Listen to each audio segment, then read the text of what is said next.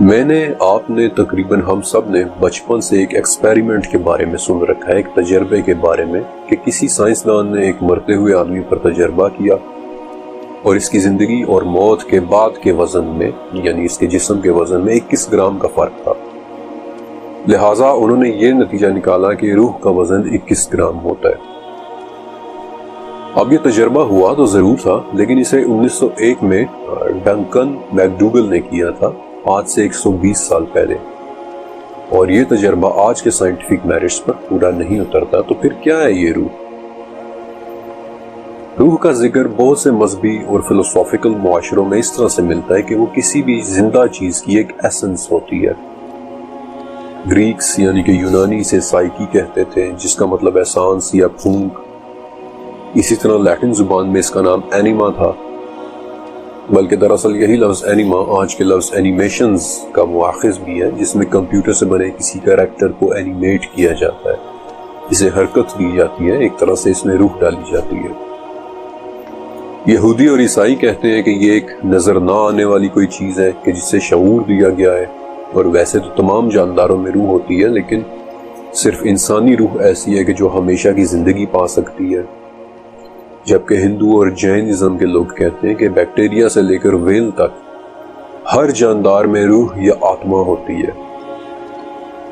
1037 میں یعنی 1037 عیسوی میں ابن سینا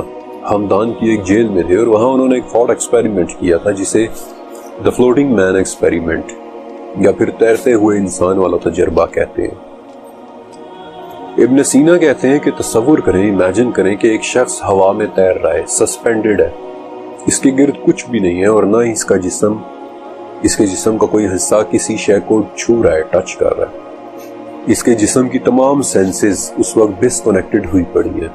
اسے اپنے ہاتھ، ٹانگ یا جسم کے کسی حصے کا کوئی آئیڈیا نہیں ہوگا،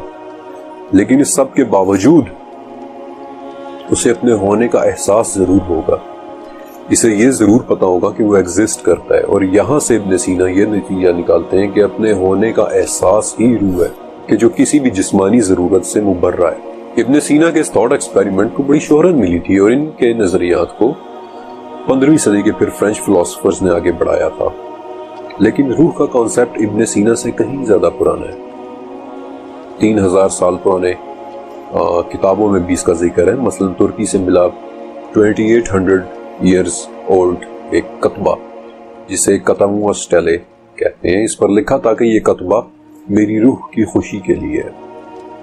ارسطو یعنی ایرسٹوٹل نے بھی اس سوال پر غور کیا تھا کہ روح کیا ہوتی ہے، اور اس کے مطابق روح وہ مادہ ہے جو یہ ڈیسائیڈ کرتا ہے کہ ہم اپنی زندگی کیسے جئیں گے۔ ایرسٹوٹل کے مطابق ہر زندہ چیز میں روح ہوتی ہے، یہاں تک کہ پودوں اور درختوں میں بھی، لیکن وہ یہ کہتا ہے کہ پودوں اور درختوں کی روح صرف افزائش نسل کے متعلق سوچتی ہے۔ جانوروں کی روح، جانوروں میں بھی روح ہوتی ہے، لیکن وہ صرف نقل و حرکت یعنی موومنٹس کے بارے میں سوچتی ہے۔ ایرسٹوٹل کہتا ہے کہ صرف انسانی روح وہ روح ہے کہ جو اس سب سے بڑھ کر یعنی صحیح اور غلط کا شعور رکھتی ہے۔ اب مجھے ذاتی طور پر ایرسٹوٹل کی یہ بات اس لیے لاجیکل اور اچھی لگی کیونکہ اسے سلسلہ تو صحیحہ کی ایک حدیث کنفرم کرتی ہے۔ ایک مرتبہ صحابہ کرام نے آپ صلی اللہ علیہ وسلم سے پوچھا کہ یا رسول اللہ صلی اللہ علیہ وسلم، کیا ہمارے لیے چوپایوں کے ساتھ نیکی میں بھی کوئی اجر ہے؟ اس پر آپ صلی اللہ علیہ وسلم نے فرمایا تھا کہ تمہارے لیے ہر ذی روح میں اجر ہے، یعنی کہ جانوروں میں بھی روح ہوتی ہے۔ پھر ایک دوسری حدیث ابن عباس رضی اللہ تعالیٰ عنہ سے مروی ہے کہ آپ صلی اللہ علیہ وسلم نے مرغیوں کے حوالے سے فرمایا تھا کہ کوئی بھی وہ چیز جس میں روح ہو اسے تکلیف کا نشانہ نہ بناؤ۔ اب یہ دونوں احادیث، یہ دونوں روایات اس بات کو سپورٹ کرتی ہیں کہ ہر زندگی کے پیچھے ایک روح ہے، وہ سانس جو زندہ چیز میں پھونکا جاتا ہے۔ لیکن انسان کی روح کو زندگی کے ساتھ ساتھ ایک بہت ہی خاص چیز بھی دی گئی تھی، نفس۔ نفس ہی وہ چیز ہے کہ جو ہم سے تقاضے کرتا ہے۔ نفس کے متعلق قرآن و حدیث میں اس قدر ڈیٹیلز موجود ہیں کہ شاید اس کے لیے علیحدہ سے پورا ایک چیپٹر لکھنا پڑتا۔ اس لیے فی الوقت میں نفس کا صرف اتنا ہی ذکر کروں گا کہ ایک آدمی بہت ڈرا ہوا آپ صلی اللہ علیہ وسلم کے پاس آیا اور کہا کہ یا رسول اللہ صلی اللہ علیہ وسلم، میرے نفس میں بعض ایسی باتیں آ جاتی ہیں کہ میں ان کے متعلق سوچنے کے بجائے آسمان سے گر جانا زیادہ پسند کرتا ہوں۔ تو آپ صلی اللہ علیہ وسلم نے اسے تسلی دیتے ہوئے کہا کہ یہی تو ایمان ہے۔ نفس انسان کو ملی ایک بہت ہی طاقتور اور ایک بہت ہی خطرناک ابیلٹی ہے، ایک خاصیت ہے۔ البتہ روح قرآن پاک کے مطابق 5 سٹیجز سے گزرتی ہے۔ پہلی سٹیج سورہ اعراف میں ہے، وہ سٹیج کہ جو ہماری روح نے عالم ارواح میں گزاری تھی، جہاں ہم نے اللہ تعالیٰ سے ایک عہد بھی کیا تھا کہ ہم گواہی دیتے ہیں آپ ہی ہمارے رب ہیں۔ وہ عظیم عہد جس کا نام بھی سورہ اعراف میں ہے، عہد الست۔ دوسری سٹیج سورہ سجدہ میں ہے، وہ سٹیج جو ہماری روح نے ہماری ماں کے پیٹ میں گزاری، جہاں پہلی مرتبہ وہ ہمارے جسم میں پھونک دی گئی تھی۔ آپ صلی اللہ علیہ وسلم نے فرمایا کہ ہر شخص اپنی ماں کے پیٹ میں 40 دن تک نطفے کی شکل میں رہتا ہے، پھر اتنے ہی دن علقہ یعنی جمے ہوئے خون کی شکل میں، اور پھر اتنے ہی دن مضغہ یعنی گوشت کے لوتھڑے کی شکل میں، اور پھر اللہ کے حکم سے ایک فرشتہ آ کر اس کے اندر اس کی روح پھونک دیتا ہے، اور اسی وقت اللہ کے حکم سے اس روح کے لیے 4 چیزیں لکھ دی جاتی ہیں: اس کا عمل، اس کا رزق، اس کی موت اور اس کا نیک یا بدبخت ہونا۔ تیسری سٹیج وہ ہے جس کے متعلق پورے قرآن پاک میں آیات موجود ہیں، یعنی کہ وہ سٹیج جس سے ہماری روح ابھی گزر رہی ہے، میری، آپ کی، ہم سب کی، ہماری اس دنیا کی زندگی۔ چوتھی سٹیج سورہ مومنون میں ہے کہ جب ہمارے جسم کو موت آ جائے گی، ایک برزخی زندگی، ایک انتظار جہاں سے ہماری روح کی واپسی ناممکن ہے۔ ہماری جسم سے روح نکلنے کے واقعات بڑے حیران کن ہیں۔ آپ صلی اللہ علیہ وسلم نے فرمایا تھا کہ جب اللہ کسی بندے کی روح کسی علاقے میں قبض کرنا چاہے تو وہ اس علاقے میں پہنچنے کے لیے اس شخص کے لیے کوئی نہ کوئی ضرورت بھی پیدا کر دیتا ہے، جہاں پہنچ کر کے اس کی روح نکلتی ہے۔ اب روح کا جسم سے یہ نکلنا مختلف طریقوں سے ہوتا ہے، لیکن میں آپ کو صرف اس طریقے کے متعلق بتا رہا ہوں جس سے سن کر آپ کا دل خوشی محسوس کرے گا۔ آپ صلی اللہ علیہ وسلم کی وفات کے بعد طلحہ بن عبید اللہ رضی اللہ تعالیٰ عنہ بہت اداس اور پریشان رہا کرتے تھے، اور ایک دفعہ انہوں نے اپنی اس پریشانی یا اپنے غم کا ذکر عمر بن خطاب رضی اللہ تعالیٰ عنہ سے کیا۔ طلحہ کہتے ہیں کہ میں نے آپ صلی اللہ علیہ وسلم کو ایک بار کہتے سنا تھا کہ میں ایک ایسا کلمہ جانتا ہوں کہ اگر کوئی شخص اس کلمے کو موت کے وقت پڑھ لے تو اس کی روح اس کے جسم سے نکلتے ہی رحمت اور سکون میں چلی جائے گی، لیکن افسوس کہ میں آپ صلی اللہ علیہ وسلم سے وہ کلمہ نہیں پوچھ سکا، اور یہ وہ وجہ ہے عمر کہ جس نے مجھے غم زدہ کیے رکھا ہے۔ اس پر حضرت عمر بن خطاب رضی اللہ تعالیٰ عنہ نے کہا تھا کہ میں جانتا ہوں کہ وہ کلمہ کون سا ہے۔ وہ کلمہ ہے کہ جسے نبی صلی اللہ علیہ وسلم نے اپنے چچا ابو طالب کو پیش کیا تھا، لا الہ الا اللہ۔ انفیکٹ آپ صلی اللہ علیہ وسلم نے فرمایا تھا کہ اپنے مردوں کو لا الہ الا اللہ کی تلقین کیا کرو، کیونکہ اس کی وجہ سے مومن کی روح پسینے کا قطرہ ٹپکنے کی طرح نرمی سے نکل جاتی ہے۔ اور روح کے اس طرح نکلنے پر سورہ فجر میں ایک بہت ہی پیاری آیت ہے کہ اے اطمینان والی روح، اپنے رب کے پاس اس طرح لوٹ چل کہ تو اس سے راضی اور وہ تجھ سے راضی۔ اس طرح نیک روح کو نکالنے والے فرشتے بار بار اسے کہتے ہیں کہ اے پاک روح باہر آ، تو تعریف کے قابل ہے، تجھے سکون اور خوشبو کی خوشخبری ہو، تیرا رب تجھ سے ناراض نہیں ہے۔ وہ فرشتے یہ باتیں بار بار کہتے ہیں یہاں تک کہ وہ روح باہر آ جاتی ہے اور پھر اسے آسمان کی طرف لے جایا جاتا ہے۔ ابو سلمہ رضی اللہ تعالیٰ عنہ کی وفات کے وقت ان کی آنکھیں اوپر اٹھ چکی تھیں۔ آپ صلی اللہ علیہ وسلم تشریف لائے، ان کی آنکھوں کو بند کیا اور فرمایا کہ جب روح جسم سے نکالی جاتی ہے تو انسان کی نظر اسی روح کے پیچھے جاتی ہے۔ آپ صلی اللہ علیہ وسلم نے یہ بھی فرمایا تھا کہ مومن کی روح ایک پرندہ ہوتی ہے کہ جو جنت کے درختوں سے کھاتی رہتی ہے،